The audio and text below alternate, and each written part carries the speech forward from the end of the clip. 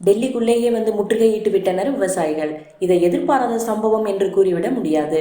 காரணம், லட்சக்கணக்கில் கூடிய விவசாயிகள் தலைநகருக்குள் வராமல் போக வாய்ப்பே இல்லை என்பதால் இப்போது மத்திய பாஜக அரசிற்கு மிகப்பெரிய அழுத்தத்தையும் நெருக்கடியையும் விவசாயிகள் ஏற்படுத்தியுள்ளனர். பல கட்டமாக பேச்சுவார்த்தைகள் நடத்தப்பட்ட போதிலும் கூட விவசாயிகள் இதே கருத்தை தான் தொடர்ந்து வலியுறுத்தி வந்தனர். இதனால் அரசு தரப்பு என்ன செய்தும் கூட உடன்பாடு எட்டப்படவில்லை.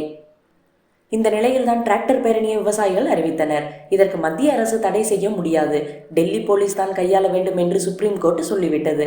அத்துடன் இந்த முறை விவசாயிகள் பிரச்சனையில் அரசிடம் சற்று கடுமை காட்டியது சுப்ரீம் கோர்ட்.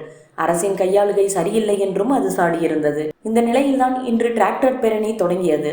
ஆனால் இன்று விவசாயிகள் புது அவதாரம் பூண்டுவிட்டனர். யாரும் எதிர்பாராத வகையில் திட்டமிட்ட பாதையில் போகாமல் வேறு பாதையில் புகுந்து தலைநகருக்குள் புகுந்து விட்டனர். மத்திய டெல்லி, செங்கோட்டை உள்ளிட்ட பல முக்கிய பகுதிகளில் விவசாயிகள் புகுந்து நிரம்பிவிட்டனர். இது யாருமே கொஞ்சம் கூட எதிர்பார்க்காத ஒன்று. கண்மூடி திறக்கும் நேரத்திற்குள் டெல்லியை முற்றுகையிட்டு விட்டனர் விவசாய பெருமக்கள். இதை போலீசார் சற்றும் எதிர்பார்க்கவில்லை. இப்படி நடக்கும் என்று அவர்கள் எதிர்பார்க்கவும் இல்லை. தடியடி நடத்தினர், கண்ணீர் புகை குண்டுகளை வீசினர். எதற்குமே அஞ்சவில்லை விவசாயிகள், மாறாக புகுந்து புறப்பட்டு விட்டனர். இப்போது மத்திய அரசு என்ன செய்ய போகிறது என்ற பெரும் பரபரப்பு ஏற்பட்டுள்ளது. காரணம், விவசாய சட்டங்களை திரும்ப பெறாமல் நாங்கள் டெல்லியை விட்டு போக மாட்டோம் என்று விவசாயிகள் கூறிவிட்டனர். இதனால் அரசுக்கு பெரும் நெருக்கடி ஏற்பட்டுள்ளது. ஆயிரக்கணக்கில் விவசாயிகள் புகுந்துள்ளதால் படைபலத்தை பயன்படுத்தி யாரையும் வெளியேற்ற முடியாது. அப்படி செய்தால் மிகப்பெரிய வன்முறை மூலம் கலவரமாக அது மாறி போய்விடும். பல உயிரிழப்புகளும் ஏற்படும் அபாயமும் உண்டு.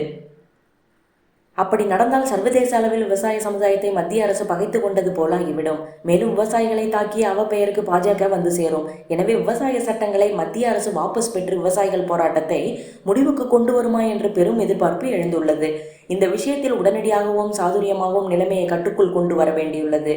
அப்படி செய்தால் அது பாஜகவின் சாமர்த்தியமாக அமையும்.